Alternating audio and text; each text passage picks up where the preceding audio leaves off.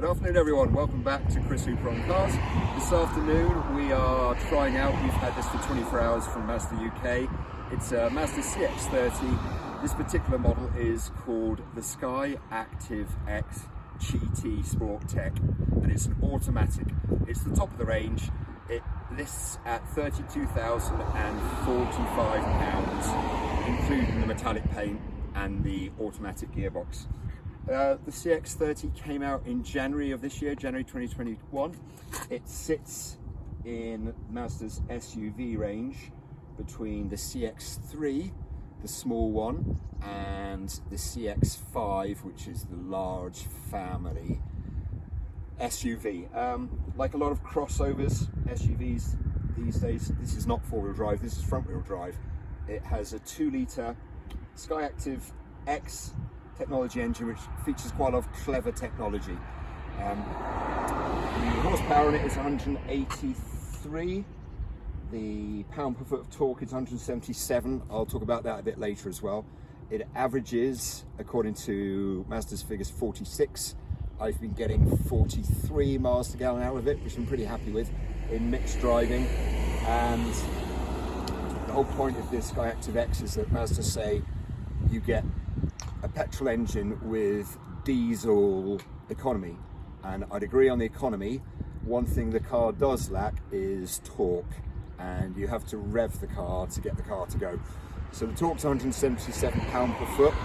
A typical 2-litre turbo diesel engine would probably put out 280, 100 pounds more pound per foot of torque, and as a result, with a turbo diesel, you couldn't put your foot down at 2,000 they go, whereas this produces its torque from about 3,000, 4,000. Still a lovely engine, very quiet, but if you're looking to use it as a tow car or to do long journeys, you might be better off with a turbo diesel. Let's look at the design features now then. So we have, this is from the Kodos design house, so this is the Mazda Grill, which has been around for a few years now. I really love the way it's vertical, just goes straight down on the angle. I think that's really nice. It is a crossover, so we have quite a lot of plastic cladding here. It's definitely not an off-road car. Don't think that for most folks. The ride height is quite low. It's not much higher than the Mazda 3 family hatchback, which is based on. And Sam, okay, so we're running full LEDs, smart LEDs, which will switch the light as well at night for oncoming cars. That's really, really clever. So that's the full LEDs. Around the side. We have done about 150 miles in this car the last day. We've been to the forest and Dina back in it, so it's not the cleanest, but it runs 18-inch alloys, which look great. Really nice design. But I must say the ride is quite crashy on this car, and if I was speccing it, I'd be tempted to go for the 16-inch alloys, which look not as good, but they don't affect the ride so much. And actually, you don't get the trade-off with the hard ride with road holding. This car is not a hot hatch. It doesn't really respond to spirited driving.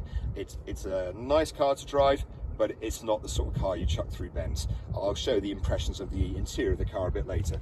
And then if cameraman Sam just wants to come down the side, we see it's a really, really nice line down the side of the car. And here we have another aspect of the car, which is the thick C-pillar.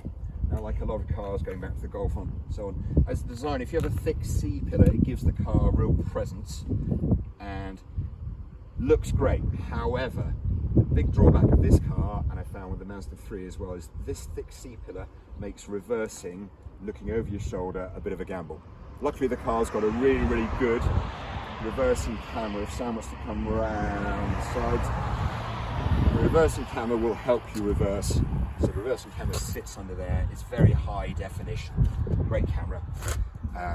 But it is a bit unnerving when you're trying to parallel park reverse and you can't see over your rear three-quarter, over your shoulder at all.